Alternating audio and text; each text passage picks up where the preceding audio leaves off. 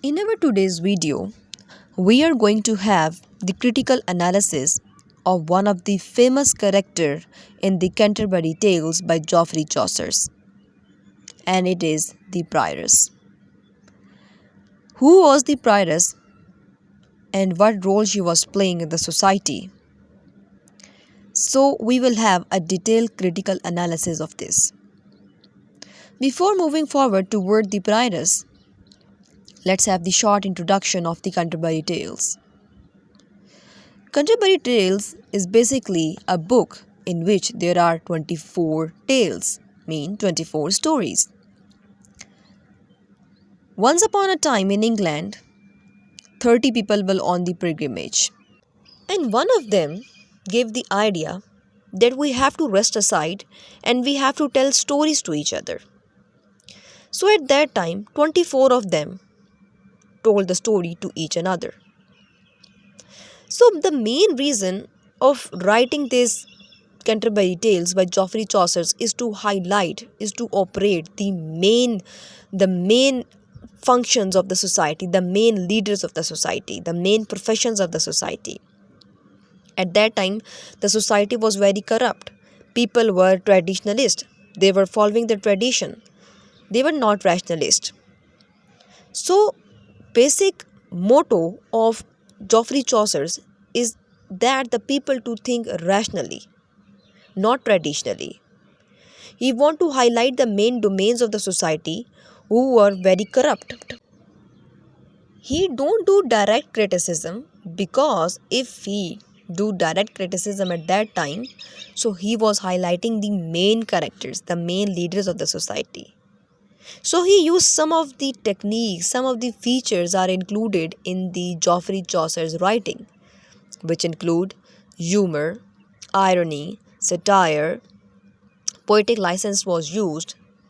So these are some of the techniques which he used in his writing to criticize the major domains of the society. For example, if he is criticizing a doctor, he is not only criticizing one doctor but the whole doctor society. So in the Chaucer's time, there was Black Death, there was famine, there was social unrest, people were dying of hunger. If we talk about Black Death, there was an epidemic, there was a disease in which 40 to 50% of the population, of the whole population died. At that time, doctors were playing the main role. But what did the doctors done? Doctors increased their fees, so people can't afford it. But people have to come. Why? Because they were dying. So at that time, doctors were having a lot of profit.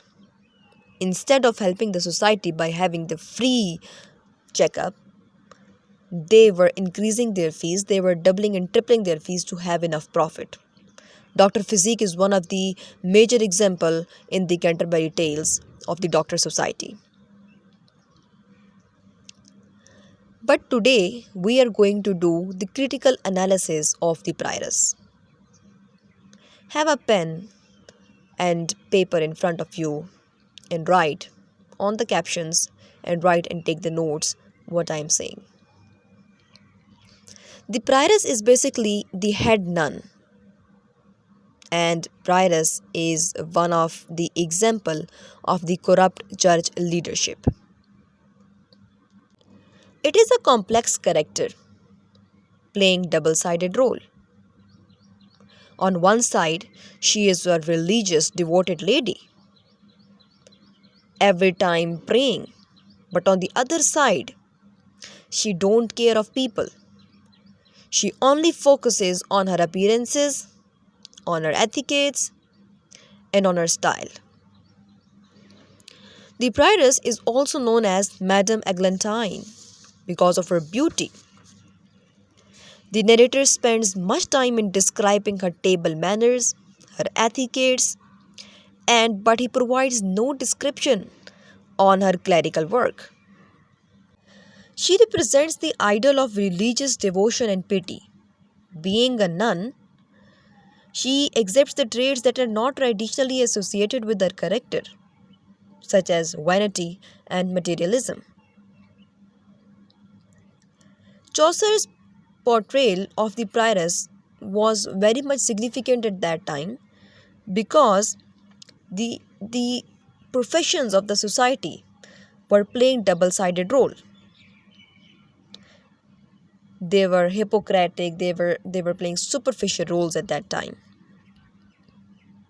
Despite her outward display of devotion, the prioress is depicted and even more concerned with her appearances and with her social status rather than the people of that time. One of the major events that occurred at that time was hunger, poverty. People were dying of hunger, they don't have anything to eat. But she was having pets, and she was serving them with fresh meat, with white bread, with milk, and all these. These things were eaten by the upper class society at that time. She was the nun, head nun. She had to serve the society. But what she was doing, she was giving all these things to the pets. From where this money is coming from? This money is coming from the society, which she have to spend on the society, but she is taking all by herself. People who are dying of hunger, they don't have anything to eat, but Madame Eglantine is spending these all things on her pets. If someone say anything to her pet, she offended. Nobody had the right to say anything to her pets. Secondly, she was very much concerned of her appearance. She was having expensive dresses, expensive fashion and all. Whenever she eats something, her fingers are also not dipped into the sauce.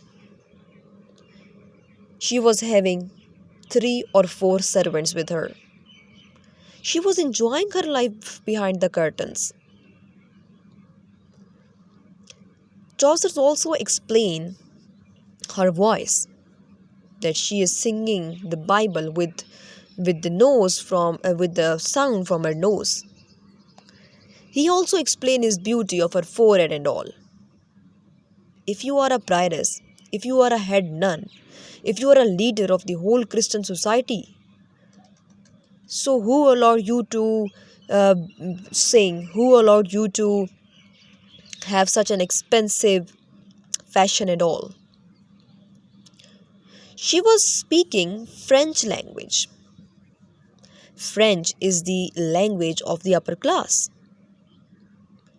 So she don't understand even the language of the people under her, the English people. First of all, she doesn't care, and secondly, she don't understand their language. At that time, the major language was using in the institutions and all was English, but she don't know English. She was speaking French language.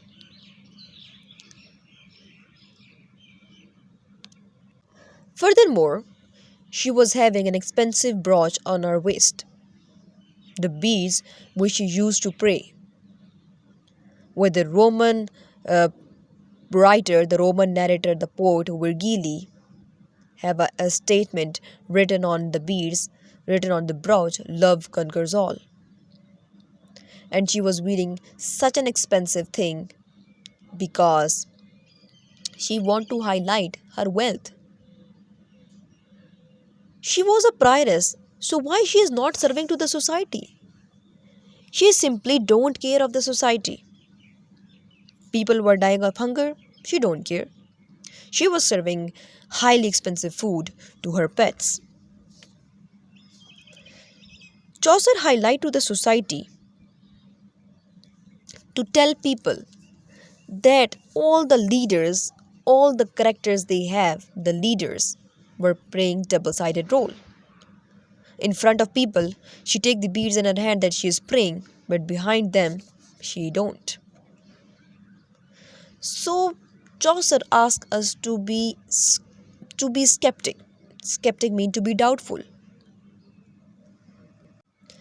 He wants his reader to think rationally, What is rational approach? For example, if there is a fire in a shop and the traditional people will think, oh, they will don't have profit. But the rationalist will think that how the fire came into the shop. So he wants us to be skeptic and to think of the people, of the leader. He asks us to not blindly believe on the leaders, they have to question them. So this is the Prioress from the Canterbury Tales. Hope you enjoy the critical analysis of this Prioress. If you are new to my channel, subscribe my channel for further English, grammatical and educational videos. Thank you so much. Need a lot of your support.